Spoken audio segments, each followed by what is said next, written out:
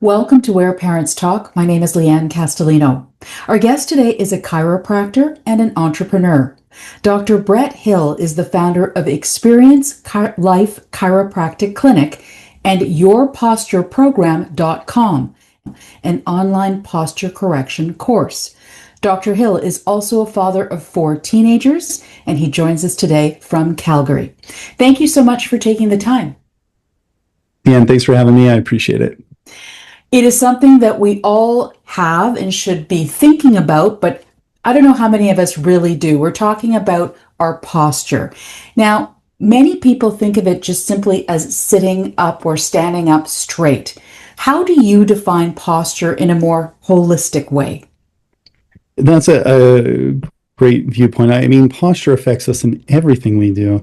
Basically, if we're not sleeping, we have to use our posture system.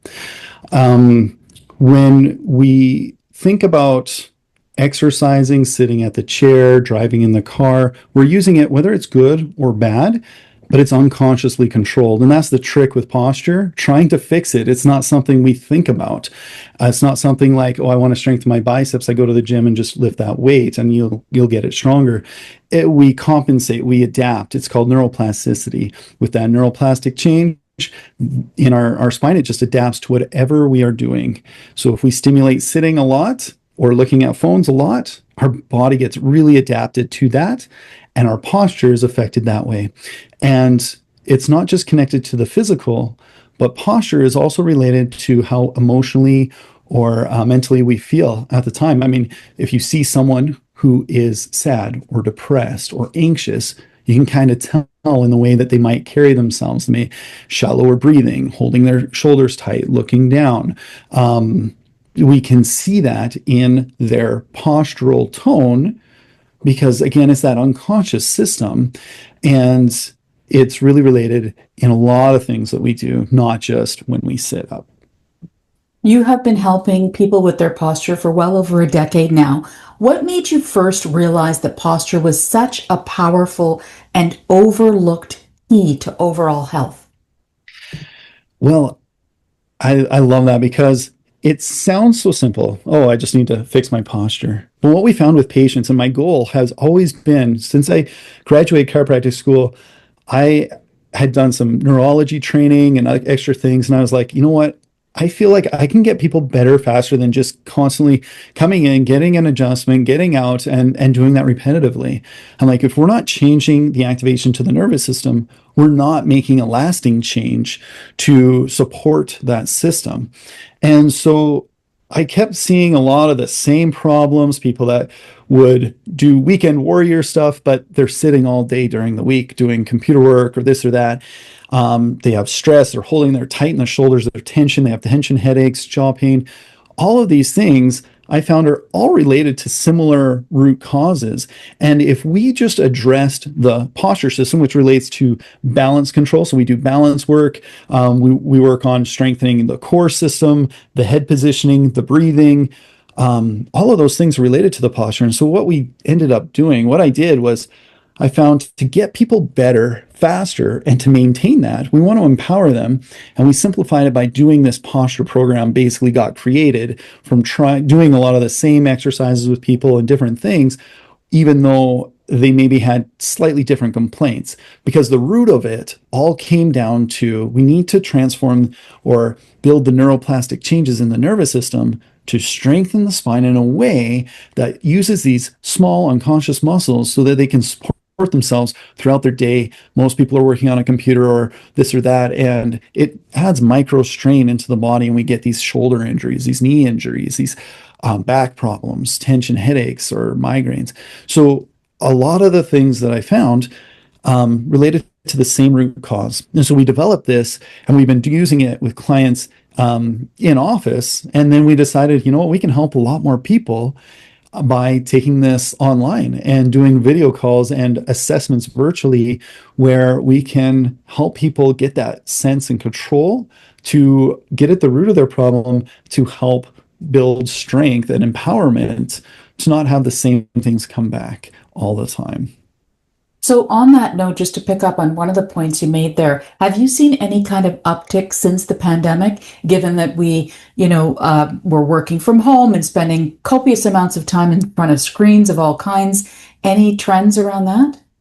Definitely, yeah. We've seen as people started working from home, the ergonomics were worse. They would get up, have their coffee, go sit at the desk, and they can stay there all day. They don't have to get up to talk to a coworker, go to the water cooler as much, things like that. Like they're like, oh, I'm just working on my kitchen table now or whatever.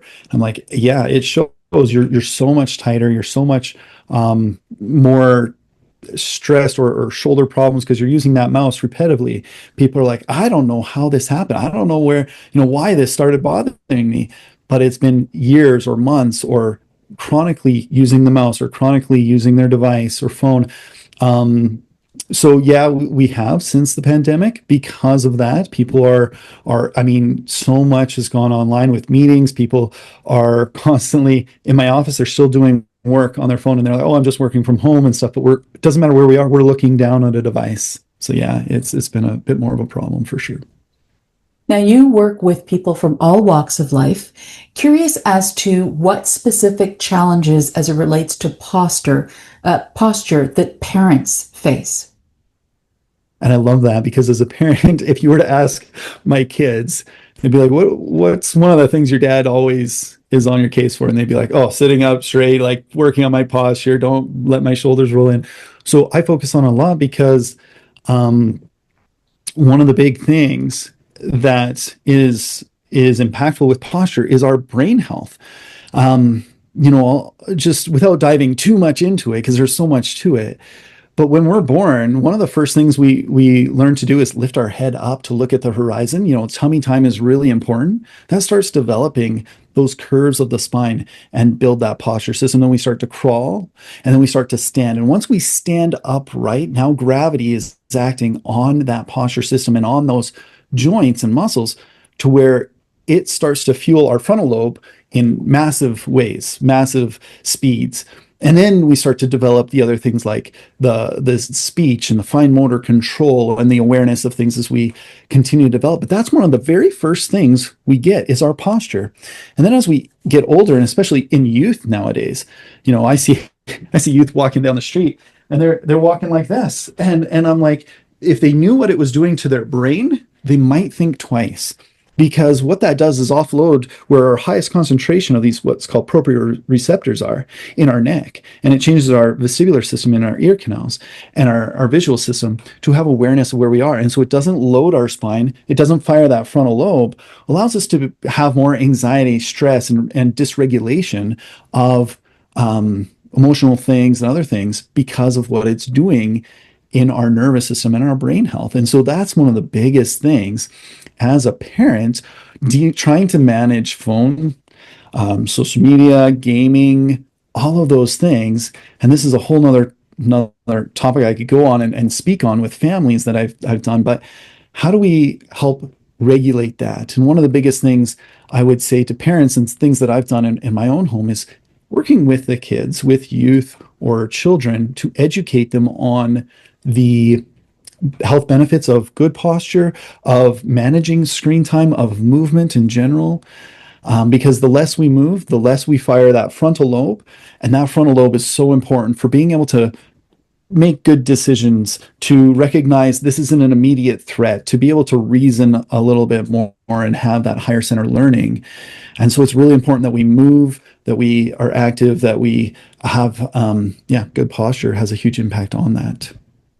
So, is there an optimal posture or positioning that we should all be considering when we are looking at screens, just based on your examples? And we all do it, walking down the street with our head down and our neck contorted. Is there a right way of doing that?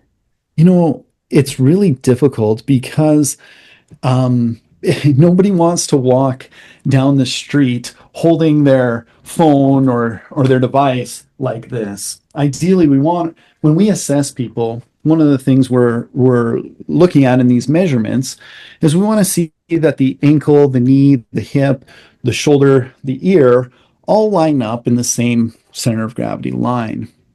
But as we're walking or using these devices, even if we hold them out in a way that allows our head, the body follows the head. So the head is the most important. Most people think, oh, I should pull my shoulders back. So they roll, oh, I got to sit up straight. Well, all that does is it tightens up these stress muscles anyway. And then in 30 seconds, we're like, oh boy, I'm tired. That was hard. And so then we slouch more. So if we just focus on pulling the head up and bringing that back, that allows our chest to open up, our breathing to expand, our ribs to expand. But we don't want to overdo it, because to hold this position, people do this all day, is impossible. Like, that's not natural. So we want to think of pulling long and slightly back through the chin at like a 45-degree up. So if we were using a device, sitting or walking, holding it here where I can kind of look down, but I'm not dropping the head forward, because now I've offloaded my whole spine in that position. So kids on a couch, if they're on a device, maybe a computer or an iPad, use some pillows to prop that up so that you can put a pillow behind you so you can rest back into that pillow and hold that at a neutral position without, like, the worst is crunching your spine forward, then looking straight down and just letting gravity pull the head straight down. That's the worst. So, what happens over time for somebody who is doing exactly what you just described? Yeah. Look in the neurophysiology of what's happening in the structural musculoskeletal sense of it. Their spine will offload these joints, so our brain will lose a little bit of a sense of where that is. So we can, and this can be in the younger population, the older population. It's not just an age thing. And what happens as we look forward, we offload these joints in the spine. So then we go to move or we do something and it's like, oh, that hurt, because your brain isn't getting good feedback. It hasn't been building that neuroplastic change to sense these joint proprioceptors. One of the big things I see as we look down, then we look back up to the horizon. It's called the righting reflex. So neurologically, we want to look straight. But as we've adapted to stretch these ligaments and muscles and shorten other ones, now when I look up, I don't bring it back over my shoulders. I just tighten these muscles here at the base of my skull. So those that are listening, I'm pointing to the top of my neck, base of my skull. These muscles are designed to keep my head balanced and to just kind of keep it aligned with my eyes and my ear canals. But as we come forward, now we start looking at a screen more, we start coming forward. These muscles get super tight all the time, and it leads to these headaches. It leads to an offloading of the lower back, because my head's here. Now I'm going to offload my body will just naturally adapt by bringing my hips forward. And that builds other problems. And as we age, and it's not just when we get to 60 or 70, if it starts early, we can see this in 20s, 30s, where we get degeneration of the disc, we get thinning of that disc, and it can lead to arthritic changes much sooner than people would anticipate. When we look at parents, and you've gone through this 4 times yourself, there's no shortage of things that we do in terms of physical activities that involve our children. Take us through some examples of those activities that in particular could strain and sort of undermine what you're describing as optimal posture. So one of the things that I've heard and deal with kids and youth that come in, that have anxiety or social anxiety or things like that, they're often gaming a lot or they're sitting on social media. So, screen time is a big thing because we aren't moving our body. So without movement, we don't get that proprioceptive change. We don't get that neuroplastic change. And so one of the things that's been difficult is how do we balance that out in, like, all my kids' friends are playing this device or have this device, and so they want that. So for the longest time we had a week because it got them up and moving, and that was all I would say. Okay, this is your electronic device you can use and play and fun and whatever. And so, and then like an Oculus VR. So again, they're up, they're moving, they're doing things actively, but they can still kind of interact with friends online or this or that. But I find that's the most difficult thing for families or parents nowadays to regulate is they're always on their phone, they're always on a device because it's instant gratification. It's instantly there.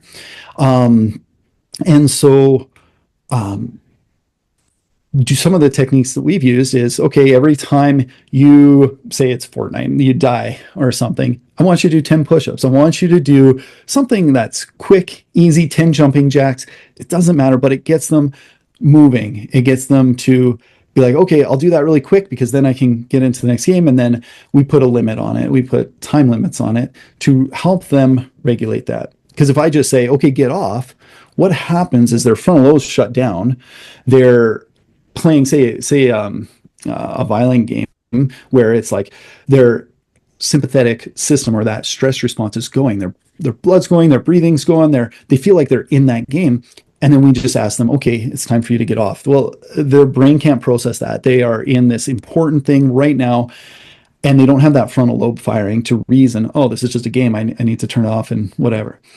So being able to understand and how to regulate that, so that mental aspect is really important for kids. The movement aspect is really important, and more importantly, I think one of the things that we've tried to do is spend time with the kids doing activities, whether it be throwing a ball or a football or a frisbee or jumping on the tramp. Taking time to say, hey, okay, let's take a break. We're going to go do this. We're going to enjoy these things, and so hopefully that answered your question and what you were looking for. Yeah. Yeah. And the other piece too, you've talked about how posture can affect stress and emotion. How does it affect confidence and energy levels as well? Yeah, that's a great question, and it's really related. I mean, when we have talked with speakers who train others on speaking, and they say, okay, get into your your superhero pose before you go on stage. There's a reason they say that. There's a reason they say, okay, sit up strong, tall, be strong, act like a superhero, because that physical change that we do to our body changes that mental perception that others see in us, but that we feel and see in ourselves. Having good posture and being able to use that all the time, that makes a big difference in that confidence that we feel. You won't see someone walking down there and be like, that person is confident. You can tell. As we do this, it allows greater oxygenation. It allows us, again, it fires areas of our brain that use that frontal lobe that help us feel stronger, help us feel more capable, and help shut down areas that are more of this, it's called the limbic system, more of that stress response area, reactionary system. And so when we load the spine, that is constantly acting against gravity more than anything else. And so it really impacts the healthy areas of our brain to really impact that confidence a lot. And so we work with youth, we work with kids who, they come in and their shoulders really round and they're just timid. But as we work on this, I mean, their parents are like, man, what a change. Like they've grown taller just as they've gone through this program. And they look so much more confident, are often one of the things we hear as well. In the middle of trying to raise kids today, it's easy to forget your posture as a parent. So is there something that you can offer to parents in terms of check-ins that they could do throughout the day or, frequently that would focus them on their posture? Yeah, and that's something it's great. I would say if you're sitting, and maybe you're sitting right now, maybe you're standing, I do encourage people that work on a computer to use a standing desk and to mix it up, go from sitting to standing. If you just stand all day, that's also going to be pretty tough on the system that hasn't been built up into the strength.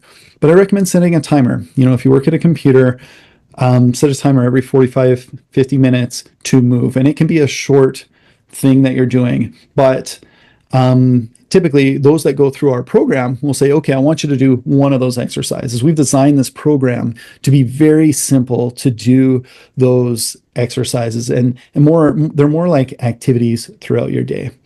Because if they get up and they just do one, we call it like a rainbow exercise where it combines balance. They're focused on bringing their hip and knee over the ankle, and then engaging their core, holding the head up, dropping their shoulder blades, and then they just, if they had like a 3 pound weight or a ball, they just cross that ball, drop the shoulders, push the head back, and do a few circles. And so that activates that spine in a short, simple way.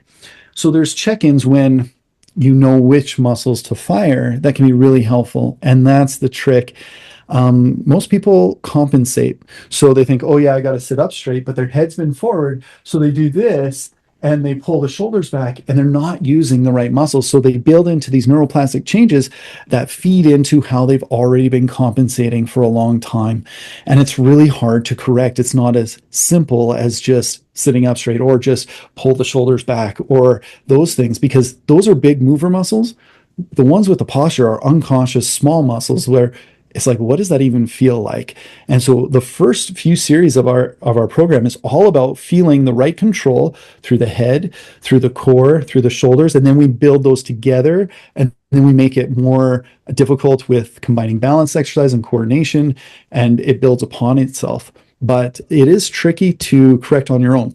There is one thing I would say. Here's a good check. Anytime you get in the car, set your chair in a way that's comfortable, but you can get your butt back into the back of the chair. Your head rests, relax, like it tall and back onto the headrest. You're not pushing too hard. Then I would set your mirrors. So if you set that mirror here and those mirrors there, as soon as you slouch, you bring it down, it's like, oh, I can't see. I check my mirrors. I better change my posture. It gives you that cue or that awareness. The next biggest thing is get it assessed. So we always recommend the first step is get it assessed because it's unconsciously controlled. Most people think, oh yeah, my posture is not good, but they don't know where it's actually at. So with this assessment that we do, and we can offer that for free for you, for your listeners, is to see where they're aligned. And so you just take a picture from the front, from the side, we put in the dots and analyze it, and you get a measurements of where everything's at. And it's very telling for people to be like, wow, I didn't realize I was tilting my head. I didn't realize I was doing this so much. I knew it wasn't great. But that's the first thing, because when you have that awareness, now you can correct it. And otherwise, people don't know where they should actually be correcting. Dr. Hill, I'm curious, what is the correlation between posture and how we handle stress?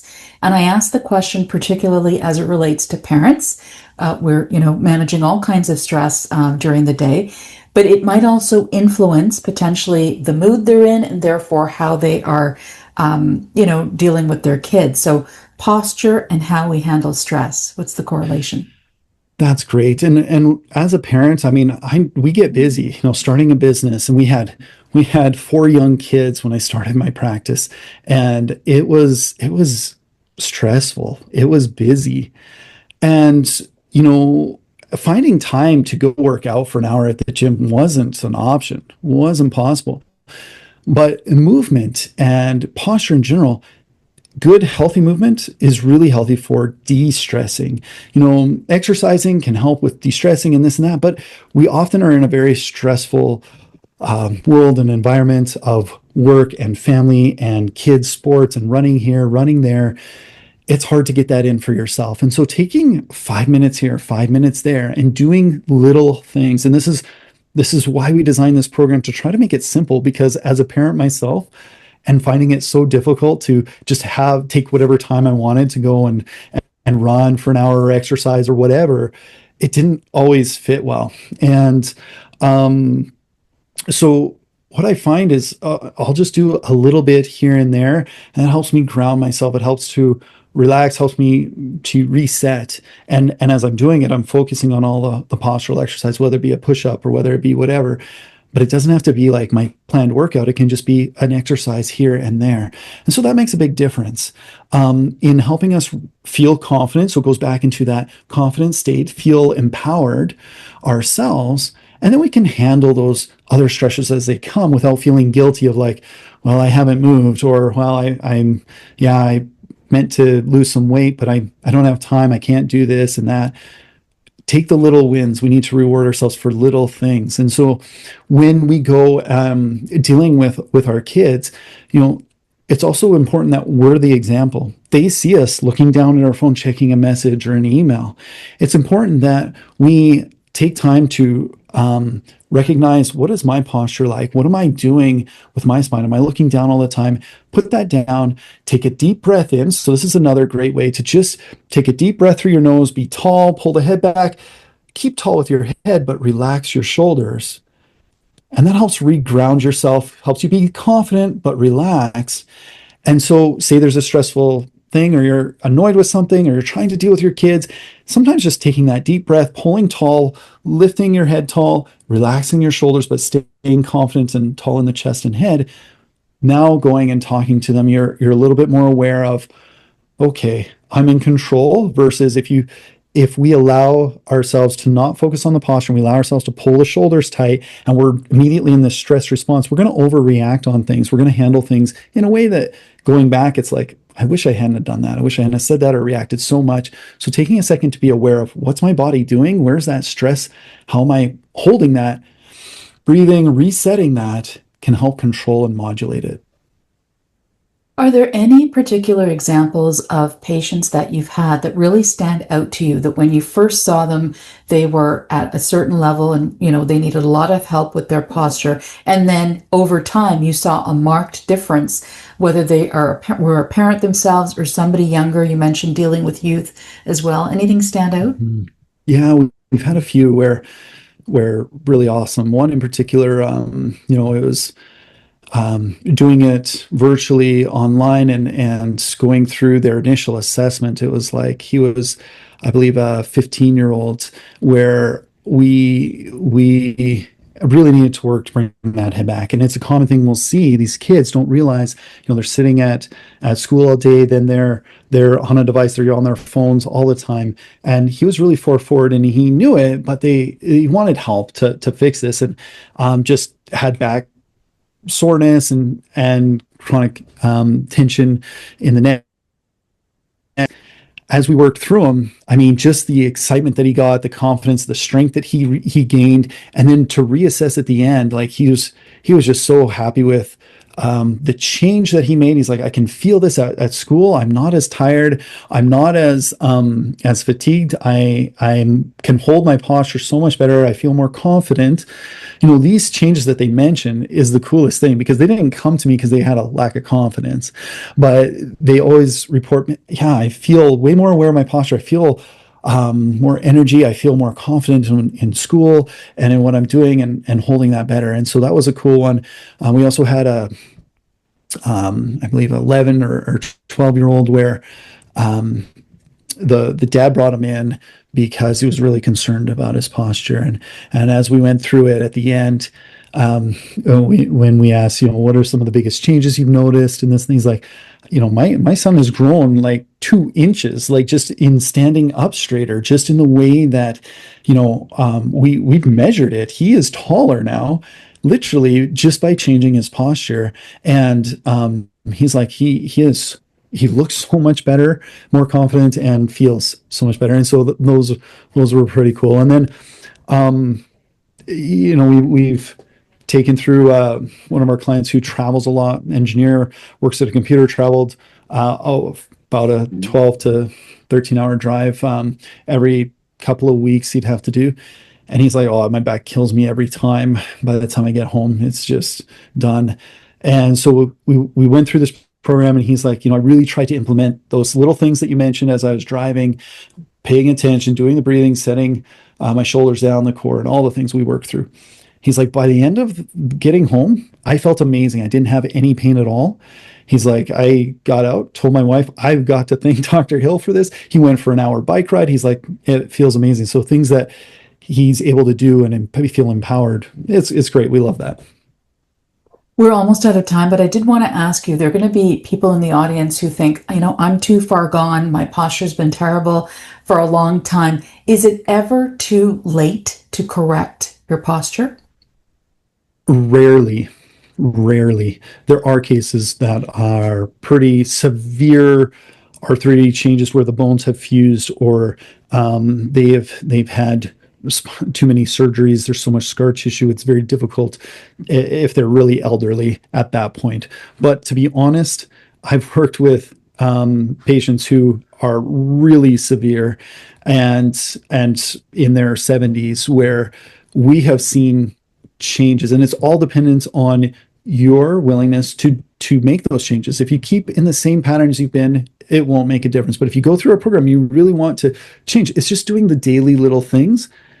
You will see improvement guaranteed. The brain is neuroplastic, and the older we are, the harder it can be because we might have more degeneration. We might have a little bit slower in adapting, but we can still see changes and improvement. And it's actually very empowering and awesome to see. So no, I would say it's rare, but there are some cases, but it's rare where you are too far gone.